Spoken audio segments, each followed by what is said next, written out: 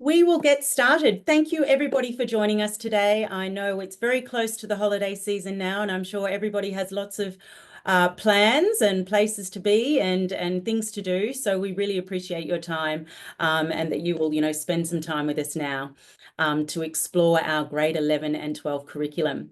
So the purpose of this webinar is not to talk about the overarching learning at UWC. You should hopefully have some preliminary information about that. Either you've attended an open day before, or perhaps you've done some research on the website, but you've shown an interest in grade 11 and 12 in particular.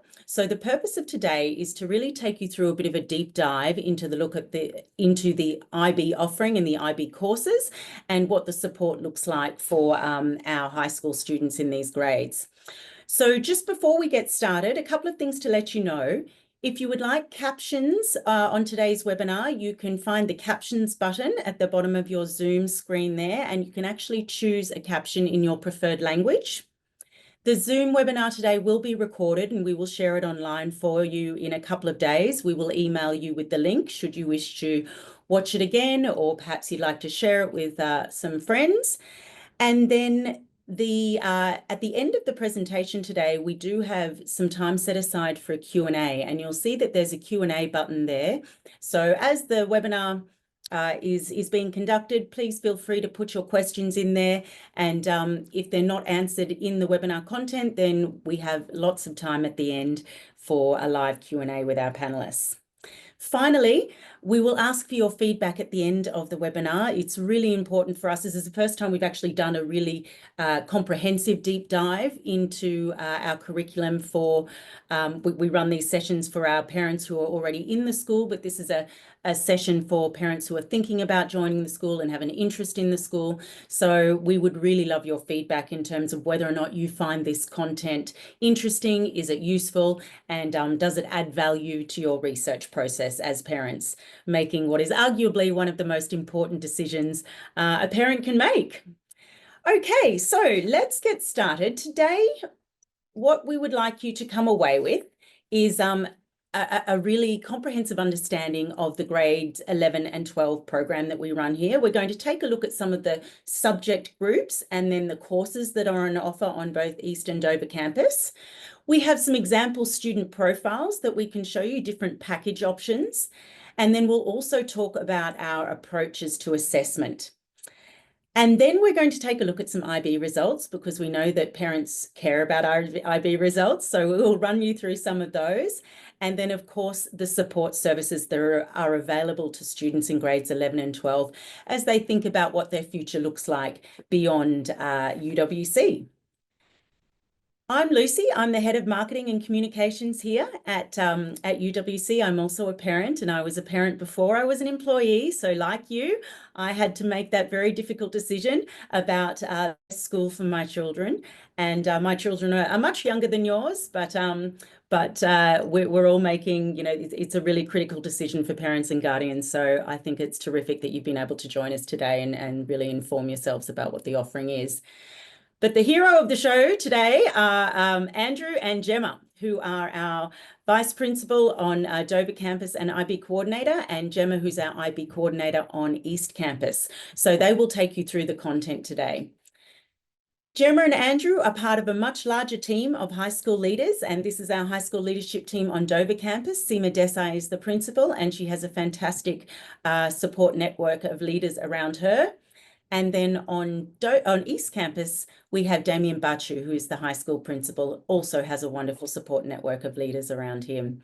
And then in addition to the high school principals, the vice principals, the curriculum coordinators, we also have teachers and mentors and counsellors, all supporting our students as they navigate these really critical years in their high school journey. So it's wonderful to have Gemma and Andrew here today. Thank you for joining us, Gemma and Andrew. And on that note, I'll stop speaking and I will hand over to Andrew, who is going to now take us through the presentation. Thank you, Lucy, and for introductions this morning. I just want to begin by saying how delighted we are to have so many families to join us from all over the world for this webinar today. It's really great to see, obviously, so much interest from families to joining us here in Singapore and being part of our school community. It's this level of interest that means that we're able to be an incredibly diverse and inclusive student body. Our students come from all over the world, come from many different backgrounds, and both different backgrounds and also educational systems from so many countries and parts of the world.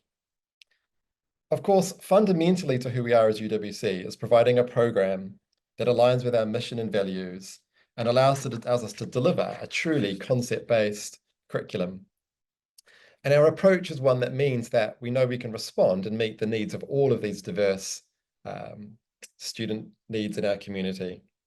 In practical terms, this means we have to continually innovate in education to ensure we continue to be relevant and future focused for all of the students in our community.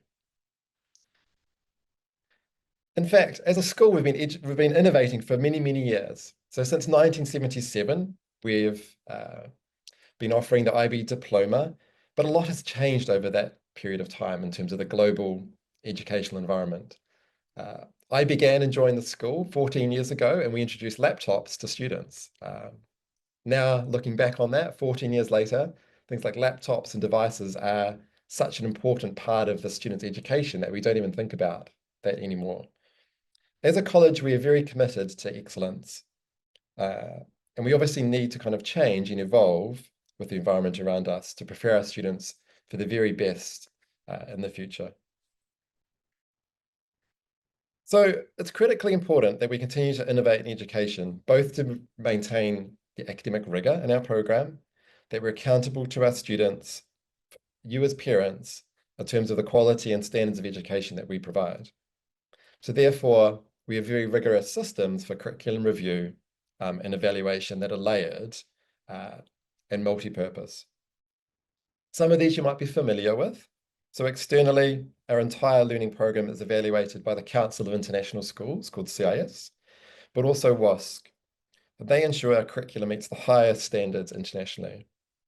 We also conduct external assessment data using tools like ISA, ALICE assessments, look carefully at our IB diploma results to understand how the performance of our students is in the context of international trends. Internally, we undergo continued review and process to make sure we do our very, very best. This incorporates things like student feedback from lessons. As a school leader, I spend a lot of my time observing lessons, getting involved in classes to support teacher learning. Data, looking at analysis of our performance, and working with heads of curriculum and research across our school. All of the UWC courses follow a very established review cycle. So every 5 years, we look and continue to refine that we're doing our very best with our curriculum. Whilst on the IB, we follow the 7-year cycle for some of the diploma courses. So there's always a continued innovation in terms of the curriculum that we offer. Some of that is driven by the IB, changing curriculums and looking ahead to future. So that gives you a bit of a big picture in the context of how we both innovate, but also maintain the rigorous standards as a college. So we'll now take a look at some of the key elements of the UWC learning program. So if you're to ask our teachers what learning really looks like at UWC, they would probably say these 3 things. Firstly, our learning in all so many different ways supports the mission. We design courses that allow our students to live the values. We develop courses that develop all our mission competencies and courses that support the diverse needs of our student body. We also want to ensure that our learning is concept-based, that is deliberately designed to encourage deep understanding of concepts through a process of inquiry. We want our students to be able to apply, but then transfer that knowledge to understand real life and relevant situations. And as a teacher of economics, I have 1 class of economics at the moment. It's such an important part of the learning experience for our students. So learning the theories and the understandings, but how they apply to the real world around them. Finally, we want to foster collaboration, problem solving, and critical thinking skills for our students. We know they're all fabulous skills they want our students to develop, but to be confident in when they leave us and move on to the world of work. Finally, we want to make sure our program delivers the requirements of the IB specifically for your children as they enter grades 11 and 12. Whether it's the full IB diploma program that students complete, which on each campus, around 300 students complete each year, or for IB courses, which amplify and support the needs of specific students. So with these three elements in mind, we can take a closer look at some of the subject options and pathways we have for our grade 11 and 12 students. Thank you, Lucy. So all of our students enter UWC in grade 11 and pursue pathways towards our high school diploma. The first option for students is the one in the orange, where students undertake a full IB diploma, which includes 6 subjects and the commitments to the core elements of the program. The second option is where students would do what's called an IB courses, which allows students to focus perhaps on a smaller number of subjects that can help them lead to future education after school as well. Regardless of which one of these options students choose, everyone who graduates will receive a UWC high school diploma, which recognises their commitments across the holistic learning program. So what's the main difference between these two options? We'll explain this in a little more depth around IB courses versus the full IB diploma. Thank you, Lucy. So many of you are familiar with this graphic. It's on our website. It's in many of our sort of materials about the college. And this represents our commitment to the K-12 holistic learning program. The 5 elements of the program are holistic, disciplinary, but also interdisciplinary thinking, giving students opportunities to experiment, immersive, and explore concepts in lots of different ways. The courses of study option that students have here allows for a really sort of tailored and flexible package to support students pursue further study. The classes they involved in are the same, so they will be joining the same sort of math classes or English classes as other students, but it doesn't have the same sort of restrictions, doesn't have the same stringent requirements of a full IB diploma. It does allow students who have different interests to put them together in a program through grade 11 and 12 that best suits them and their future desires. The next graphic explains a little bit more about the full IB diploma, and we'll spend a little bit more time talking about the elements of this and then the subjects that part of an IB diploma.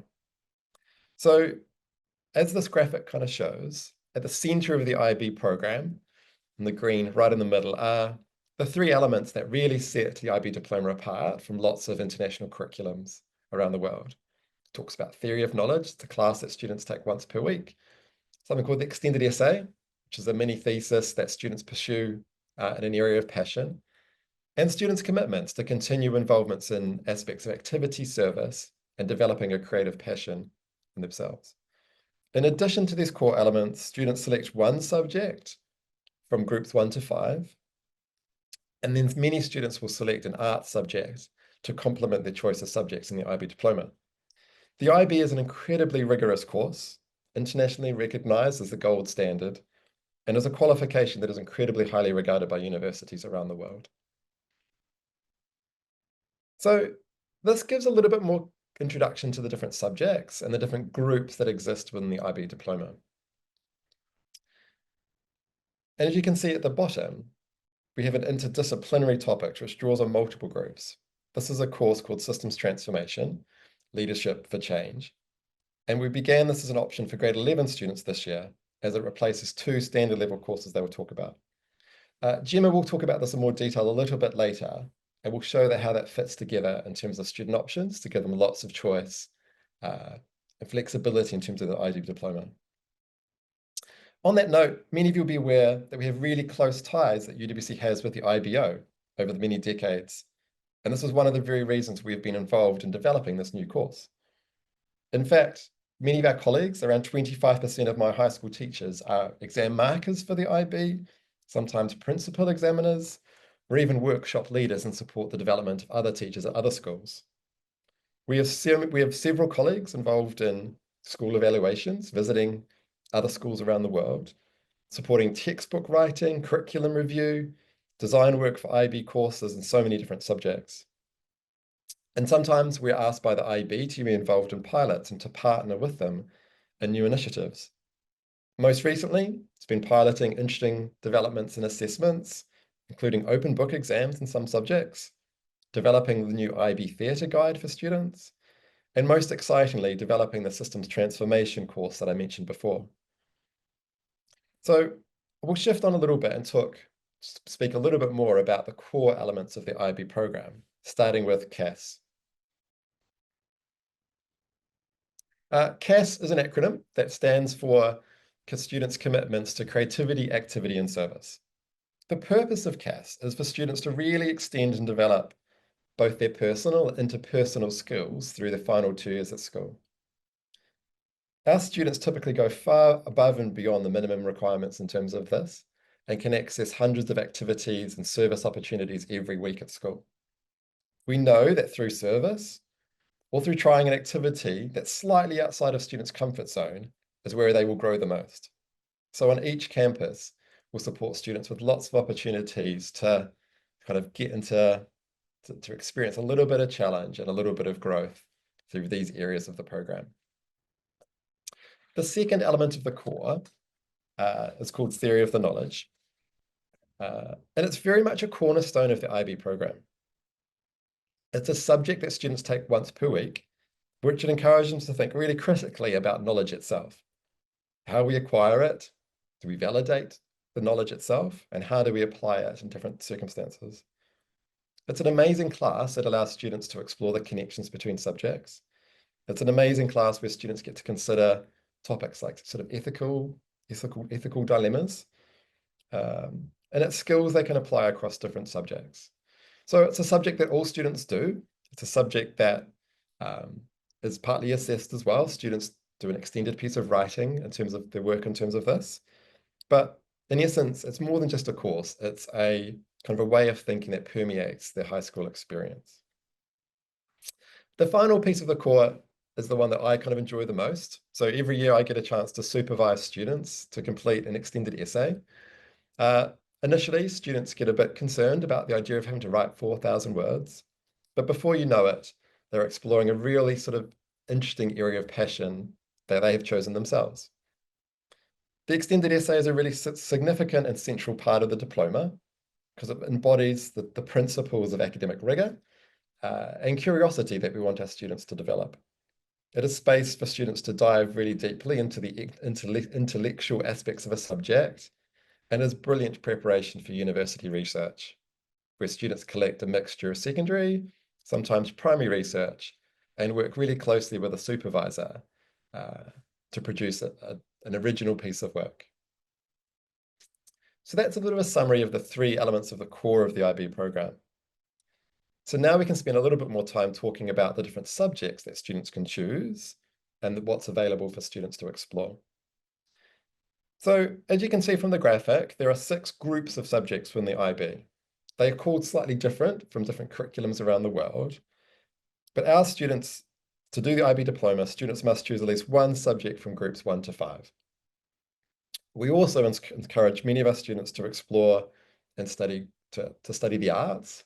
It's where passion and enthusiasm lies for so many students in our school. Underneath this, students choose to focus and study 3 higher level subjects. So they'll study three higher level subjects in greater depth and a little bit more breadth than they do compared to the 3 standard level subjects that students choose. If they choose systems transformation, it changes some of the rules around the subject choices, which Gemma will explain in more detail later in this presentation. For our English language learners joining us in grade 11, they would tend to study either English A or English B, but this is determined in admissions through assessment outcomes and recommendations from our EAL coordinators. Non-English placement for different languages, say like languages A and B, perhaps language acquisition, is based on recommendations by our teachers once they join us and a sample of academic writing. So we've got some different slides that go through the different subject groups in a bit more depth. I think for each of these subject groups, we're really proud that on both campuses, we offer an incredible range of subjects. I think, fortunately, because of our size and the experience of our faculty, we can offer an incredible range of languages, but also many, many other subjects. There's a few subtle differences between the campuses and some of the languages that are offered, but these are the languages which students can study as a native or near speaker. So sometimes these are called the student's first language, For many of our students, it will be English as one of their first languages, but some students would also pursue perhaps pursue and study two first languages together. So there's a boy in my economics class who studies German, but also studies English A. It's two of his language A's. The really lovely part of the IB diploma as well is that if subjects are not offered as a first language within the school, students can study them under what's called a school-supported language option.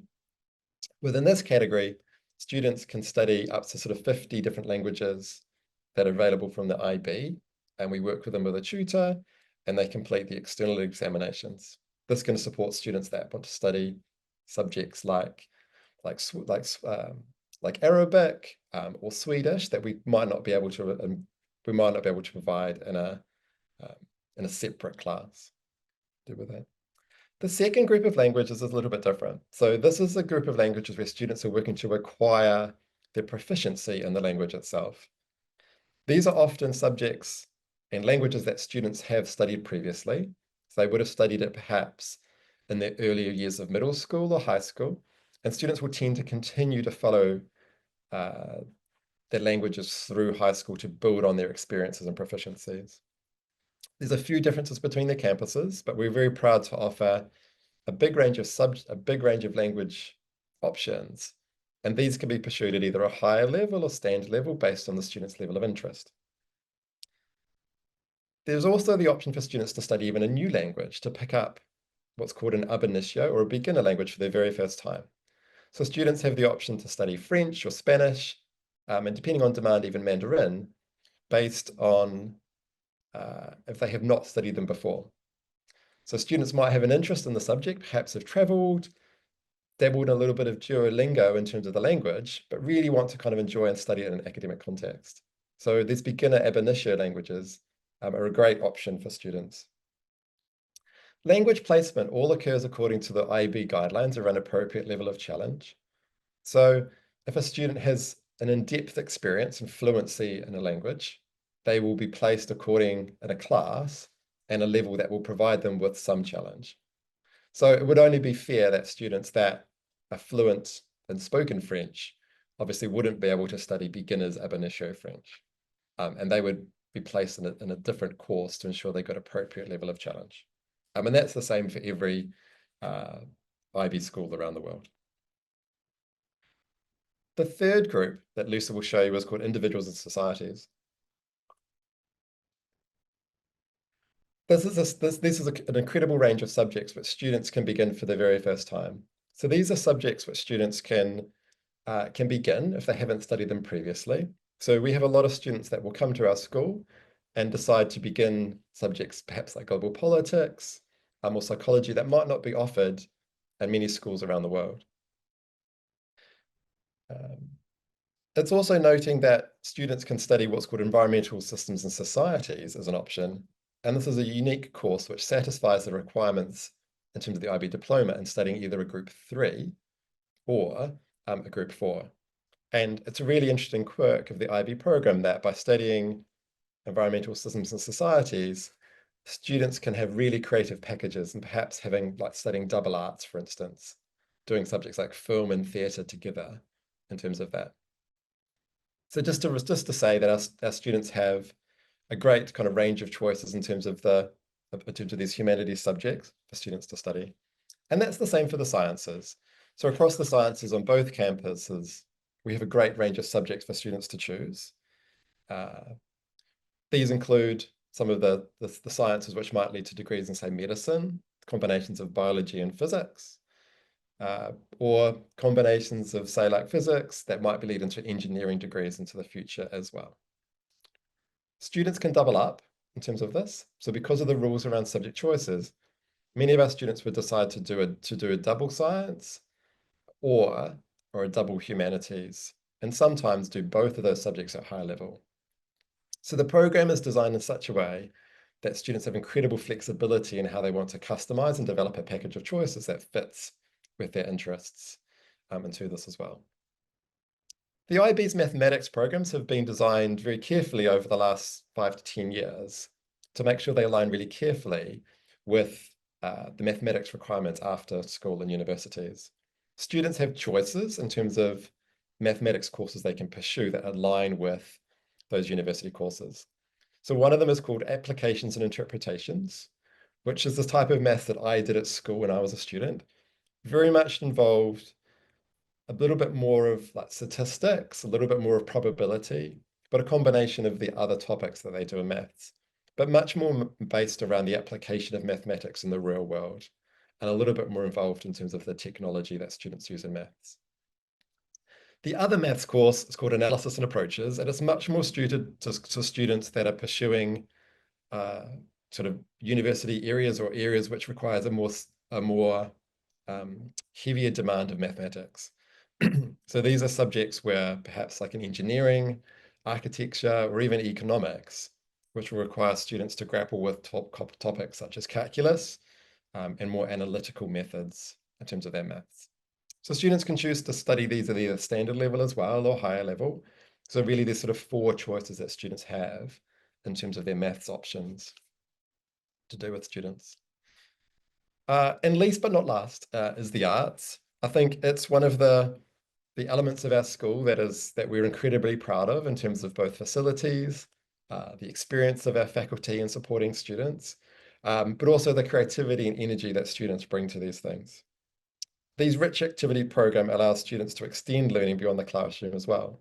So alongside studying the academic subjects, such as music or theatre, students can participate in some of our kind of leading performances called Opus, things like dance show or many student-initiated drama performances. So that's given you a really kind of brief and quick overview of all the subjects that are available from the IB.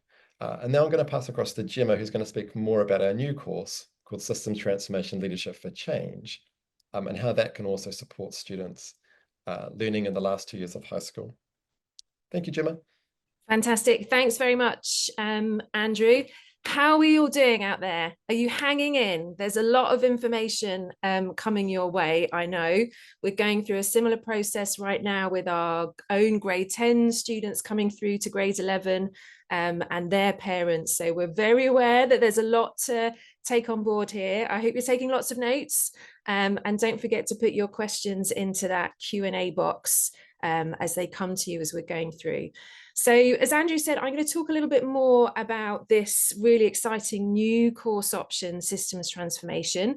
I'm also going to talk a bit about assessment and some of the different teams in school that are here to support our students as they move through grades 11 and 12.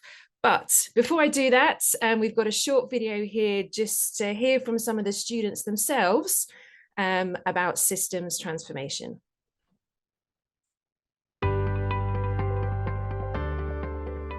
Our future on a climate change planet is uncertain and unpredictable. The future state of work is changing. To navigate this future, we need to be ready to work together to find solutions across cultures and contexts. We need an education that harnesses our passion and curiosity, that transcends disciplines, and that breaks the mold of traditional exam-focused learning. Now is the time for radical change in education. To embrace creativity and innovation, to seize the opportunities of our interconnected world, and to empower our young people as agents of change, equipped with the skills to lead. That's why we are partnering with the International Baccalaureate to develop a brand new course for the diploma program, Systems Transformation, Leadership for Change. Launching August 2024, Systems Transformation brings together design thinking, project management, leadership, and understanding of complex systems to understand how to plan, organize, and implement positive change initiatives. Innovative assessments are designed to reflect real-world application. Instead of traditional exams, students will tackle complex problems in authentic settings, engaging with real audiences and mentors to extend their learning. This is an exciting step in the evolution of the IB. This is the course you've been waiting for. This is Leadership for Change.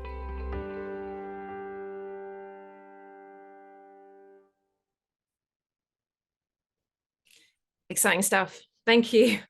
All right, I just want to start then, before we get into the detail of what this new course is really about, just by putting this into a little bit of context.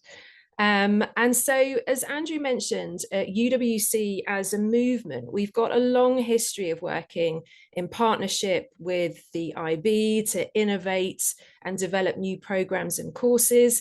Of course, our sister college, UWC Atlantic, was instrumental in the creation of the IB diploma in the first place. And since then, different UWC colleges have helped develop different strands of the IB diploma, a new format of the extended essay, for example. And here at Uwcsea, we've had pilots in the last few years for theatre. We ran the pilot for that course for many years, for environmental systems and societies.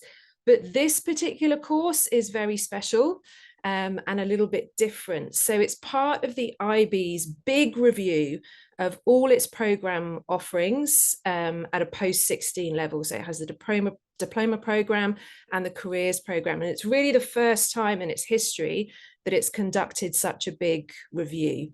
That's going on until 2030, and there are lots of pilots all around the world going on as part of that, many of which we're also involved in. There's been an open book exam pilot, which we're joining. In other schools, they're piloting running digital exams. But this course really is the flagship for the IB diploma, as well as for us as a college. So we are incredibly privileged to have been invited by the IB, not just to take part in this, but actually to help design the course for them. There are 4 schools around the world who are a part of this pilot currently. UWC Atlantic was first out the gate. They had their first cohort last year. We have our first cohort currently running in grade 11, and there are 2 other schools in Canada who are getting ready to launch in 2025. We're all offering an individual flavour to this course of systems transformation. And for us, that means that it's a very mission-driven course. It's very tied to what we see as our role as a college. And I'll get into that a little bit more in a short while. So all of these 4 schools are helping to develop the pilot. And then the idea is that from 2030, when the diploma review wraps up, a version of this course actually is going to be offered globally to all IB diploma schools. So fantastic opportunity for us and for our students. But as we got a glimpse of in that video, it's a very different kind of course. So if we have a look at the 5 curriculum strands here, you'll see that this is a course that doesn't neatly fit into sort of traditional subject molds. Lucy, if you want to just click onto the next slide for me, we can have a look at those different strands. So what we see here are the 5 areas that our students in systems transformation will be assessed on over their 2 years. So we call these areas transdisciplinary skills, meaning that they cut across those traditional subject boundaries. And that's super important for this course that's so engaged in real world, authentic problems and issues that we know cannot be solved or addressed by a single subject alone. Many of these areas might be skills or tools that you're familiar with from your own line of work. And actually, we've had huge numbers of people in our community, our parents, our alumni and beyond, really excited by what this course is doing and wanting to be a part of it. And one of the key ways that we've been able to harness that aspect of our UWC community is by bringing people on board as authentic partners, as mentors, as speakers, and providing the context for some of the projects that our students are working through. So the first of those projects that our grade 11s have completed at this point, they started out with a partnership with an organisation called Amala. Amala, we've had a long relationship with at Uwcsea. They provide an online high school diploma for refugees. And so Louis Barnett, who you can see on this slide, is a former teacher at East. He is now the education and innovation lead at Amala. He came in to work with our students across both campuses to frame that first project, where our students were looking at designing interventions to support these refugee youth as they're completing their high school diploma and looking to integrate in the countries where they are settling or where they're living temporarily. So really important to have that authentic partner and audience. Actually, this first year of the course is a series of these kinds of teacher-led projects where students are moving through this different aspects of this design cycle to analyze complex problems, to be able to produce maps of different stakeholders and their relationships, and then to think about evaluating existing interventions or supports, and then thinking about what they might be able to add or design as their own sort of intervention, and what learning they need to do, what further research they might need to do. So they're just actually setting out on their second project, which is more focused on sustainability and looking at that in quite a corporate context. So they've had a few different visitors coming into class to talk about the work that they are doing through a lens of sustainability and corporate responsibility. They're off to Google next week. Sorry, not next week, the week we come back after the Christmas break, to look at their food systems and how as an organization they're incorporating sustainability. And then the next project will have more of a peace building lens. So it's taught through a series of these teacher-led projects in the first year with students building skills. So then in the second year of the course, they will be designing their own more independent project for an area that really fascinates and engages them. So although it's set up in this first year, very much focused on those strands of our mission as a UWC, there's a huge amount of scope for students to pursue their own passions here. And looking at those 5 curriculum strands we saw earlier, it's clear that the ways in which students might apply the learning from this course is really, really broad.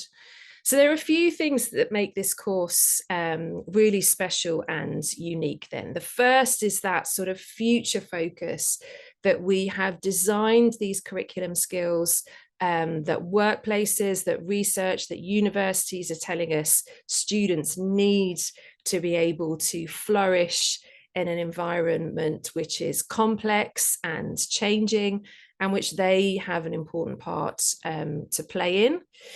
It's also different in that it takes up the space of 2 standard level subjects. I'll show you in a moment what that looks like, but it does mean that students have more time in their week, 4 lessons in this subject, to explore things in depth, but also to do that hard work of establishing partnerships, of visiting clients, of going out to work on your project or do the research, do that legwork that really takes time when we're doing authentic change-making work.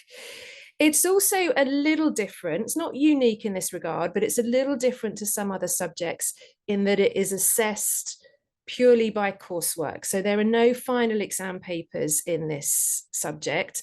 I keep using this word authenticity, and so the authentic assessment is a key part of this as well. Assessing change making through a written exam paper feels like a bit of a mismatch. So the authentic assessments on this course are things like a systems mapping exercise with a case study, applying different tools to understand the complexity of a situation. Students will deliver a pitch for one of the other assessments. There's an impact report. So we've really thought hard about what would be meaningful and authentic ways to evaluate this work in the wild, if you like, in the real world. Okay, so if we have a little look then about how this course then sits within the diploma model that Andrew explained to us earlier. So we still have students selecting their 3 higher level subjects as usual. But systems transformation, as I've said, is going to take the place of 2 standard level courses for a total of 300 hours. A standard level course is usually 150. Systems transformation is going to be 300 hours. But it is still out of 45 points, same as we've always had with those 3 HLs, same as we've always had. There is still the same core. We heard Andrew explaining those components to us earlier. Nothing has changed there, although you can imagine there are some really fascinating links that students can make with their extended essay or with their service and with this course. So there are new opportunities, but the model's not changing. And so therefore we still have the same university recognition of the IB diploma as we've always had. This is not a new diploma. It's exactly the same qualification and the same certificate. If we go on to the next slide, we can just see that presented in a slightly different way. So you can see the 2 diploma models side by side. So here's that model as it has always existed, with the 3 Highers and 3 standard level subjects. And here's what that might look like with systems transformation taking up that chunk along the bottom. So I'm going to talk a little bit more about college applications later, but with an IB diploma with 3 high level subjects that really are areas of passion and interest, and with the additional opportunities that this course offers to show your own passions and independent work, it's a really exciting option to be able to offer. There is another little quirk with systems transformation that is part of what the IB wants to pilot, and that's the idea of opening up a little bit more flexibility in those diploma options.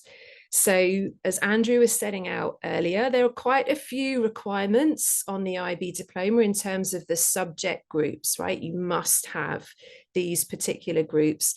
There are some ways that you can find some flexibility for yourself, but essentially it is by design setting up that breadth for students.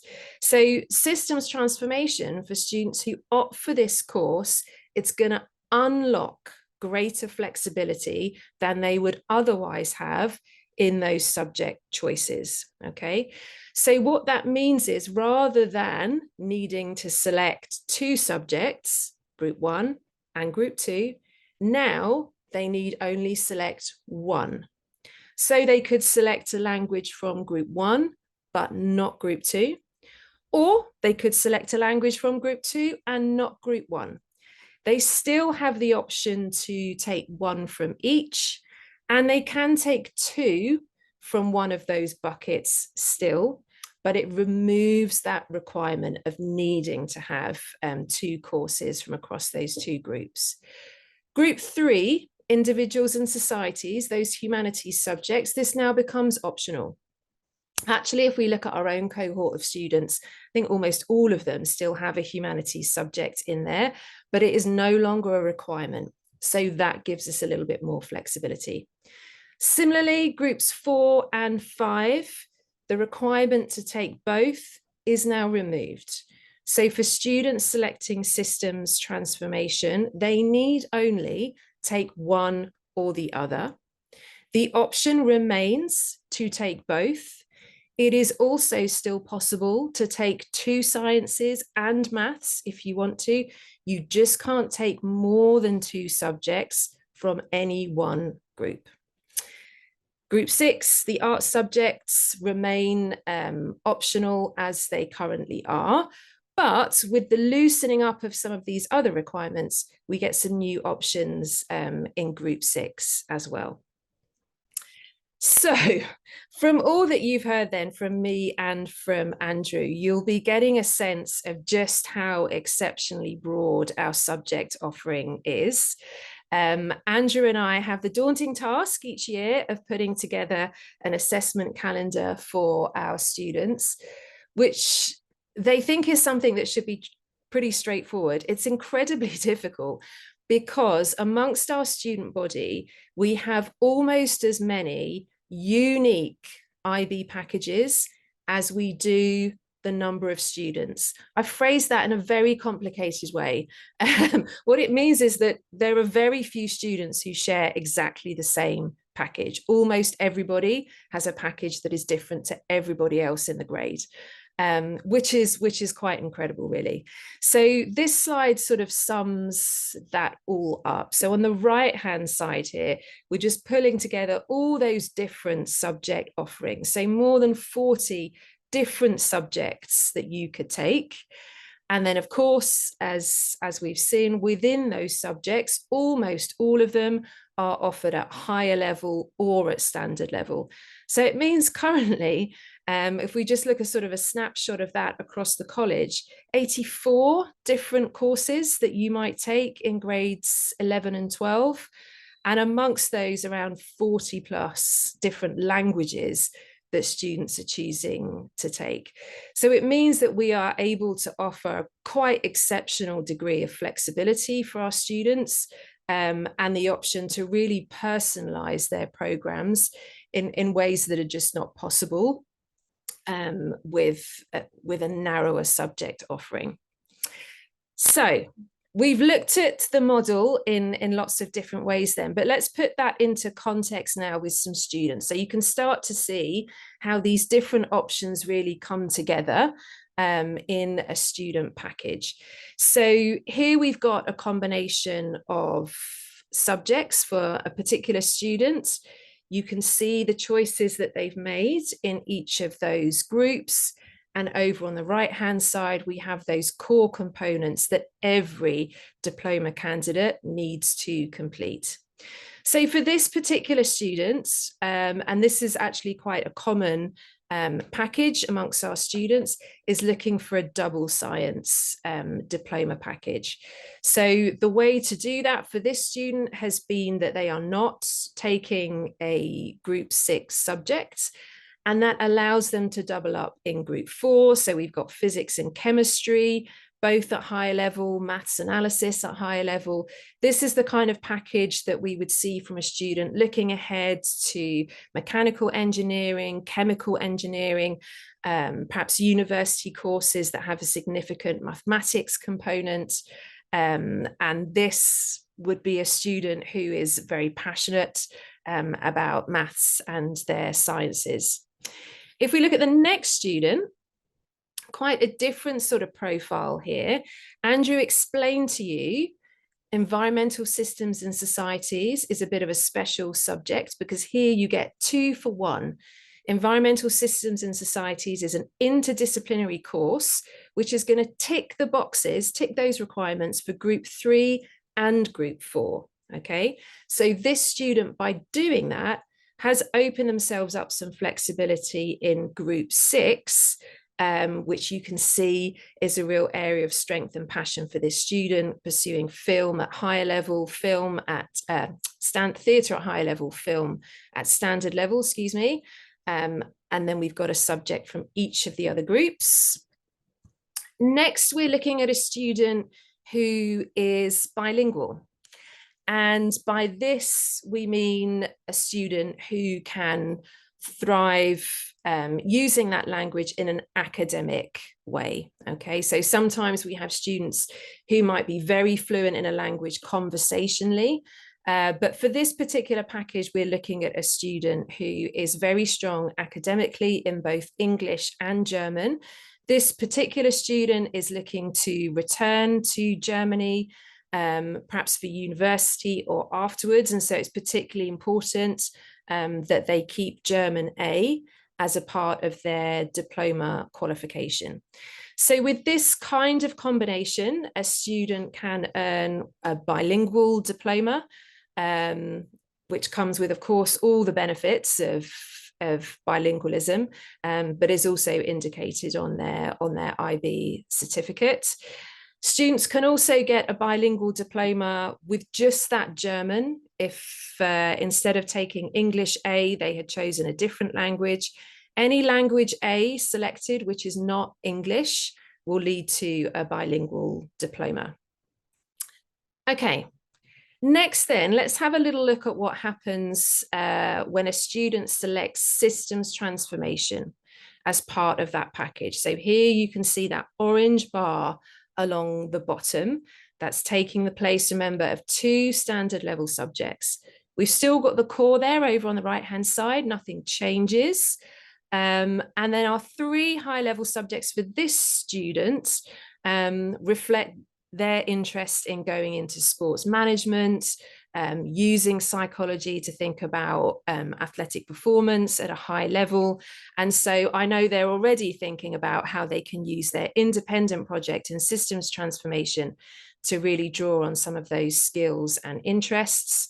So for this particular student, they've opted not to take a language in group 2, although it's optional, they still have a group 3, and they've chosen to take a science and a mathematics course, although it's not a requirement. We've got a few more there with systems transformation, just to be able to see some of that flexibility. So here is a student with a double science package and mathematics with systems transformation. So here we've got a good range of skills, but clearly a student who is very interested in design in this case, drawing on applied mathematics. They've still got an English language and literature course there at higher level. So really nice, broad and rounded package. Okay, here's a student who has taken that option to not take a science. So that means they have to take maths. You've got to have one of the 2 at a minimum. So they need to have that maths in there. But if you look at this student's high level choices, film, history, and English, we can get the idea that this is a student leaning more towards the arts and humanities. Maybe they're looking at management consultancy, law, a liberal arts degree, all sorts of things that would be opened up with this package, but a student who is not going to need a science as part of their undergraduate study. Okay, a last few here. So remember, humanities, group 3, it's not a requirement, but you can still build a package with 2 humanities subjects, global politics and economics in this case, if you've got systems transformation there at standard level. We've got a couple more, I think, here, Lucy. Oh no, I'm a bit behind on your slides. Okay, so looking a bit ahead then, having looked at all these different options, I want to just finish by talking a bit about how this all pulls together when we're looking ahead to university and college applications for our students, and how we assess and evaluate them and prepare them for the assessments that they're going to face as a part of those evaluations. So just for a bit of context here, I just want to give an outline of the different ways that universities look at students' high school education. So the first approach here that we would see in country systems like the US, Canada, Japan, is a holistic application system. And in this case, universities will want to see the 4-year transcript from all 4 years of high school. They're looking not just at final results, but at all end of year grades from grade 9 through to grade 12. We then have a slightly different system that we would see in, for example, the UK and Hong Kong and some other European countries, where universities are looking primarily at what we call anticipated grades. So as a school in grade 12, around November time for most students, we will be asked to give a prediction of how we expect those students to perform in their final IB assessments. And then finally, we have systems like we see in Singapore, Australia, and some other European countries, where really they just want to see the final results. So in these systems, students would typically be applying with their results in hand. IB results are published always in the July after students graduate. So they'd be applying already knowing their results when they head off to those institutions. So I want you just to keep those different approaches in mind as we look a little bit about how we assess in grades 11 and 12. So that first system, remember, is looking at attainment grades through the 4 years of high school. And the way that we do this at Uwcsea is through a system of holistic attainment. And so what that means is that we're looking at the fullest picture we can to understand with as much accuracy and detail as we can, the full context of students' learning. So we're going to be taking into account all the evidence of learning that we're seeing from them, small things, maybe it's a little exit ticket or quiz, but we're also going to be looking at some longer projects, presentations, unit tests or essays, so that really we've got a very complete picture of students learning from the beginning of the course. The next slide sort of gives us a bit of a visual of what that looks like and exactly what, as teachers, we are taking into account when we're entering those attainment grades. So we do these holistic attainment grades twice a year. There's a mid-year report around now. They just went out last week for our 11s and 12s. And then we have an end of year report. And in each case, we're doing this exact same process. We're looking at that holistic picture from the beginning of the course to give the fullest picture that we can. And that is what we enter onto our students' transcripts. And we can see an example of this on the next slide if you've got your glasses on, because it's very small. So for students joining us in grade 11, if they are applying to countries with that kind of holistic system, this is what they're going to see. They'll see their end of year grade 11 holistic attainment grades. We then update that in grade 12 with their mid-year attainment grade. And they'll have their reports from their previous schools also. So all that assessment is done holistically, and it's those grades that are entered onto the transcripts that you see here. And it's those grades that students apply with if they are looking to one of those holistic systems like the US and Canada. Of course, we also have assessments administered, set and examined by the IB. And depending on the different subjects, there will be a component that is coursework, meaning that students complete that in school over a period of time with the support of a teacher, and it might be sent off to the IB for marking, or it might be marked internally and then moderated by the IB. So depending on the subject, that coursework component might be just 20%, as it is in mathematics, for example, in the natural sciences, or it could be 100%, as we saw in systems transformation. And all the group 6 courses, there are no final exams, they're entirely coursework assessed. Aside from those 100% coursework subjects, then there will also be final exams set by the IB in year 2 of the programme, 2 or 3 papers, depending on the subject and whether it's standard level or higher level. And as we've seen, the weighting on those might be from 80% downwards. We also run internal mock exams, of course, to prepare students for that experience in the exam room. And then when we provide anticipated grades, when we're making a prediction as a part of a student's university application in around November of year 2, we're taking into account these IB weightings, because now we need to look ahead to make a prediction about how they might perform in that final outcome. So speaking about final outcomes, then we come on to our diploma results.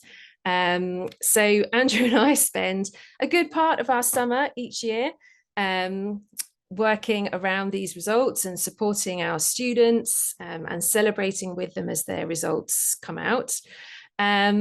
But we, as a college, it's not really part of our character or our values to shout about these things from the rooftop. You won't see our results anytime on the side of a bus. We don't select our top performing students and post about them on LinkedIn. It's really important to us that we celebrate all of our students' learning, the 25 points as much as the 45 points. One of the real privileges of our job is just accompanying these young people through 2 incredible years of their lives and getting to know them. they all have their challenges, believe me.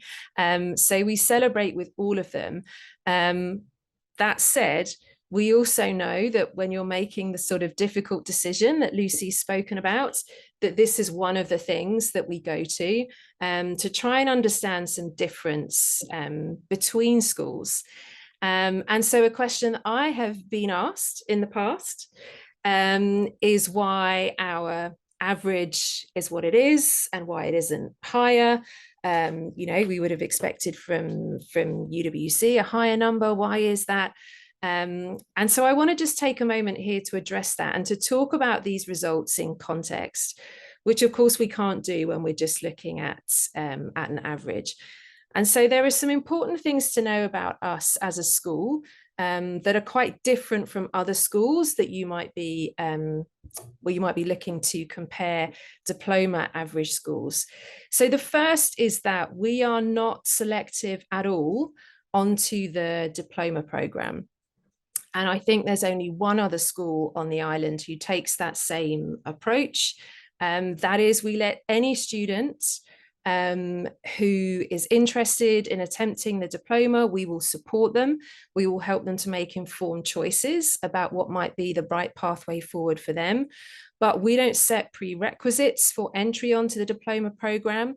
Students don't need to have achieved certain grades in grade 10 in order to progress onto the diploma. They don't need to get their teacher's permission or sign off. And that is quite unusual. So it means that the number that you are looking at includes all of those students. We don't run a parallel program where we can sort of move over students onto another program if we think they're unlikely to be a sort of 40+ scorer in the IB diploma. So that's quite different to other schools. So on this slide, we just wanted to dig into a little bit of that detail. So on the left-hand side, you can see some details about our college results. And on the right-hand side, this is authentic data. It's not hypothetical. This is authentic results data from another school on the island. So the first thing that you will notice is just the size of our cohort. So as a college, we're one of the biggest diploma cohorts in the world. The average cohort size is between 50 and 60. So much more like this school on the right, in fact. But those 60 students are selected to move forward onto the diploma. If they are not likely to perform very well, they will not be allowed to take that program and will be offered the parallel program at this particular school. So another difference between us and most other IB schools, actually, I don't know another school that does this, is that we include in our results every student who attempted the diploma. Actually, even the IB, when they report our results, don't include the students who attempted the diploma, but who didn't get it. We make a choice as a college to put those kids back in because they're our kids and we're super proud of how they did. And we've been at their sides across those 2 years and we will stand by their results at the end. We're quite unique in doing that. So you can see here that even with those very different approaches, the fact that actually there's such a small difference in the overall result here is quite phenomenal. And actually across our cohort, that we are still achieving those incredible results up in the high 40s.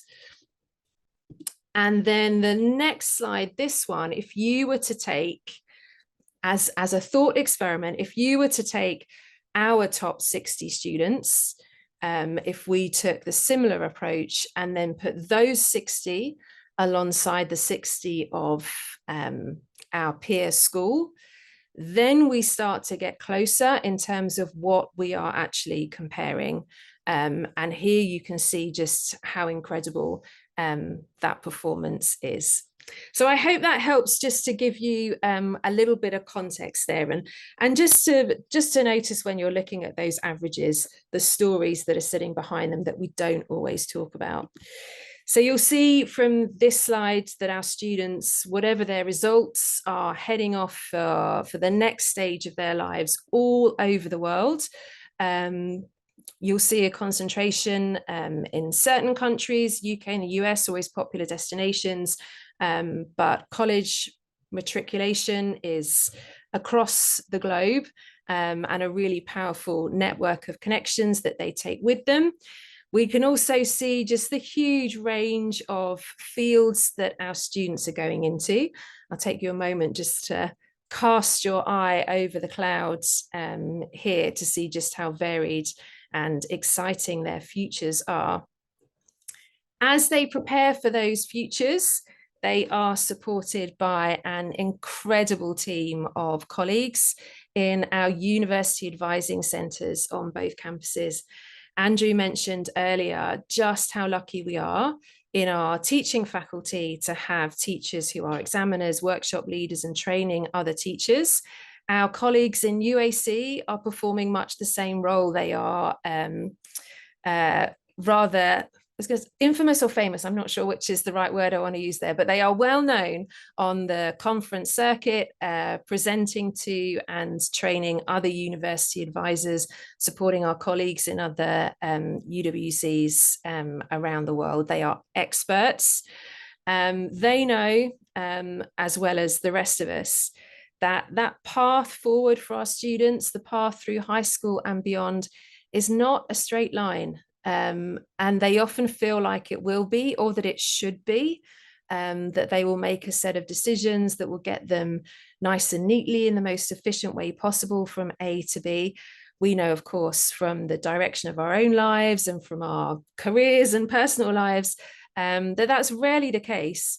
And we need our students to be well equipped with those skills to tackle and be resilient against whatever the world might have in store for them.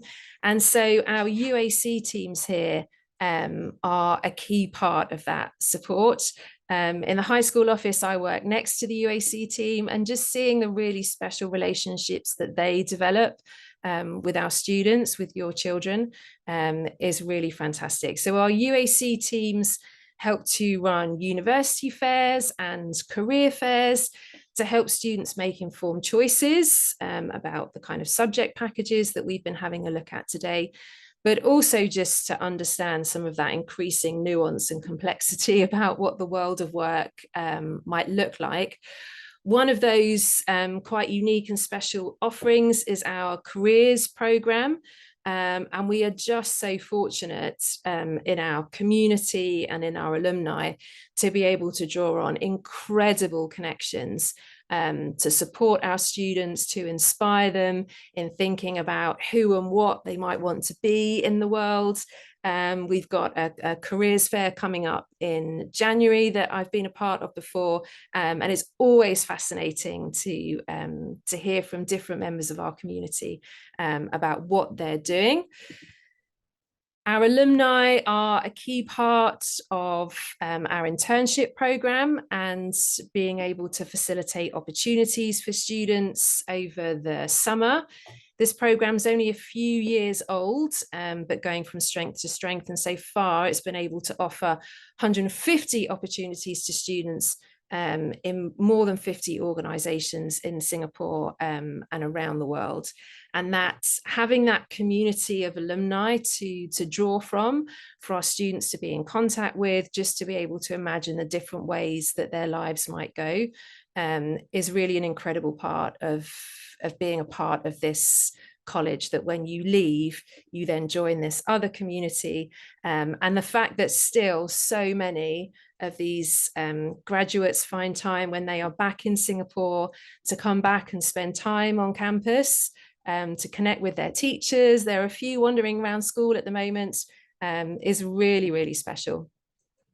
So I've hinted a little bit at all these different sort of teams and roles that are there to support your children through high school, not just their immediate teachers and mentors, but people like me and Andrew, and the teams that we work with, the heads of grade, as well as all this other network of experts, professionals, and interesting, caring, highly qualified people who really take such joy in accompanying your children through these 2 years of their learning.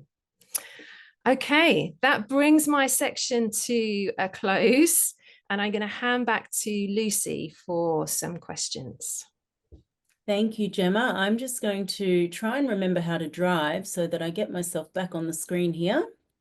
Start my video. Terrific. Here we are. And I'm going to stop sharing so that we can have the panelists on screen.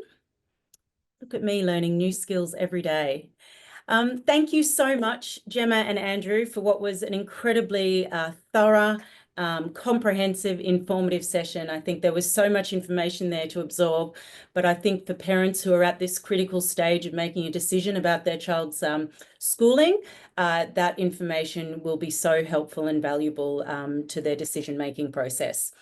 We've had some terrific questions come in from the audience today, so I will get started. I'm going to give Gemma an opportunity to grab some water and thank you. And so, Andrew, if you don't mind, I'm going to start with you. Of course. The first question is, when is the last date for students to select their subjects for 11?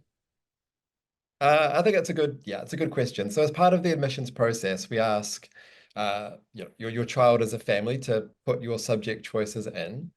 You can consider different options at that point in time. You're not completely locked into those choices. So when students arrive in August, we, as part of their orientation, we'll spend time talking to them about their package.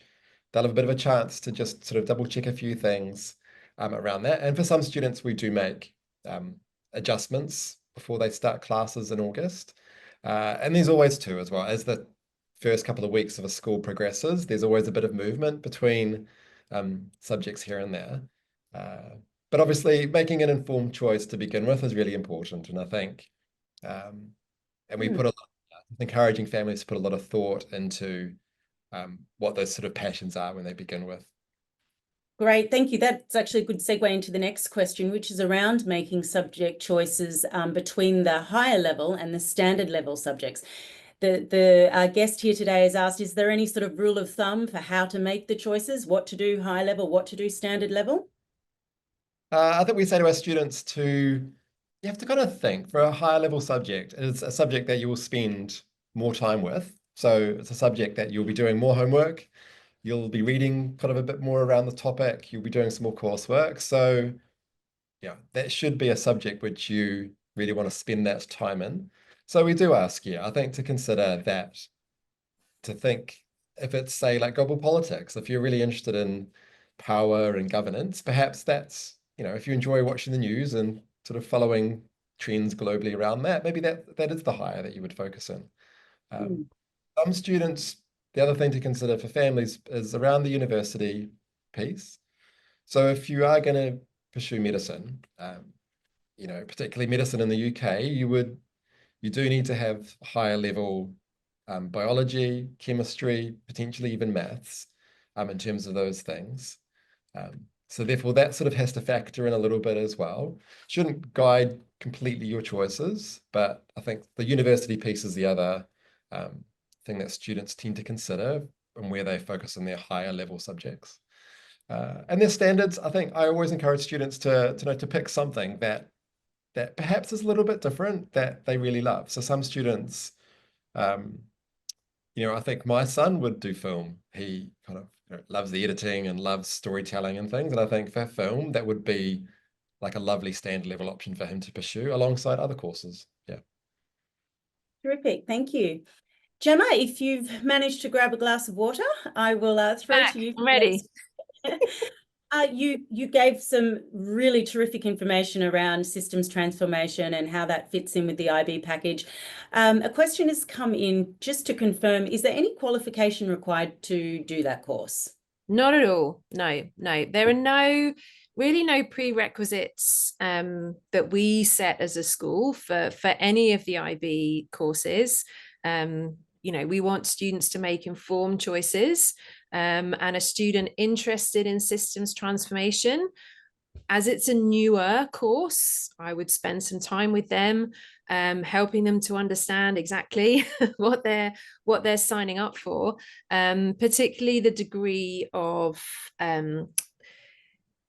student engagement and initiative that's needed. I would say that a student who is happiest, I've used this line a few times, but if you're happiest with a tutor and a textbook, probably not this one, because you're going to need to put yourself out there, build relationships, think, what do I want to do my project on? Who do I want to work with? What matters to me? How can I best present this? But no qualification or prior experience is needed. Terrific, thank you. Andrew, for a student who has studied the IGCSE from the beginning, can they manage to make that shift into the IB in grades 11 and 12? I think it's a good question. Like, as in a family, you're wondering about the different curriculums and, maybe how they connect. But it's really common. So for many of our students that join us in grade 11, they are coming from a context where they would have studied GCSE exams based on some of the exam boards from the UK. And I think the difference is in that sort of curriculum, there's a lot more focus on sort of knowledge and the recall of knowledge. In some areas, sort of memorization and sort of understandings.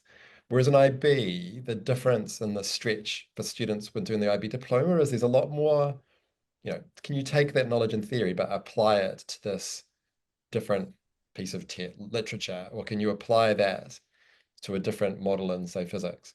So I think the jump is, there's a lot more expectations in terms of application, in terms of like the transfer of knowledge. But I mean, the GCSEs, though, is a good foundation, knowledge in terms of developing in terms of IB. And obviously, our teachers do an incredible job to support students when they begin courses in grade 11. And I think actually the more important thing is around students' work habits. And we talk about that a lot. We talk about their ability to sort of self-manage and organize deadlines and be inquisitive and to read ahead and collaborate. I think those skills are, I think are the more important things that support students in the first parts of the IB diploma. Can I just add a bit to that one, Lucy? Sorry, before we Please. Go on. Yeah, I just wanted to add that in grade 11 on each campus, we're also joined by 20 plus UWC scholars who've been selected by national committees all over the world and coming from really very different backgrounds in terms of their prior learning and experiences. And that really is sort of at the heart of what a UWC is, right? Most other UWCs are only grade 11 and 12. So our teachers are really skilled at making their classrooms places where all of those students can flourish. As Andrew said, no matter what program they're coming from. Another piece that I would add that's just kind of specific to students who've taken GCSEs or IGCSEs is, and we noticed this historically in our own students, is the time that they are out of class for study leave and for exams. It's much longer than IB exams. And so just that gap in terms of time and learning can be a little bit tricky. So for things like a language that you're continuing with, or for something like mathematics, where you really need that regular practice, those would be important things to keep up between the end of grade 11, end of grade 10, excuse me, and entering grade 11. Terrific. Thank you, Gemma. Andrew, there's a question here about the user or the guest has asked, I just wanted to check about the subjects which can be chosen. Can we take one language, English SL, with chemistry HL, physics HL, and maths HL, as well as business management SL? Is a second language then compulsory? I think it's, yeah, so it depends on how which sort of, if you're choosing a traditional IB diploma, which is with our 6 subjects and the 3 highers and 3 standards, then yes, you do. So students have to have a language A, their first language, but they also need to study a second language, which they're working to acquire, called a language B. So if that's what students are doing, they do.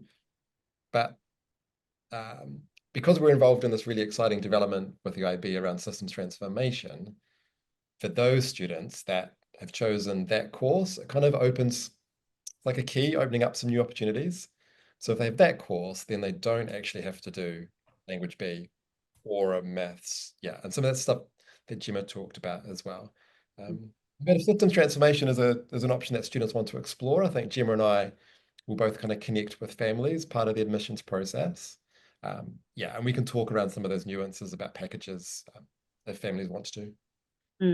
Terrific. And there's a significant time spent during, I know because I've observed it many times, the transition for our students from middle school to high school, from 9, 10, then into grade 11. There's a lot of time spent with students and with parents talking through those package options, and how the, Gemma spoke at length around the bespoke options that are put together, and we saw some terrific examples there as well.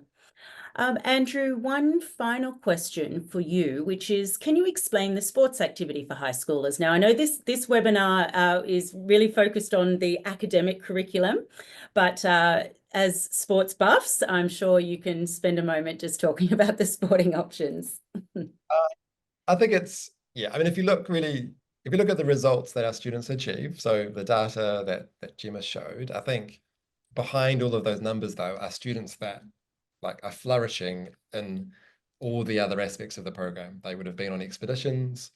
And for many of them, they're competing in really high level sports. So we have an incredibly diverse range of activities. So both in terms of sporting activities, but also in terms of groups and societies that students can involve in, particularly 11 and 12, they might lead like a political society at lunchtimes.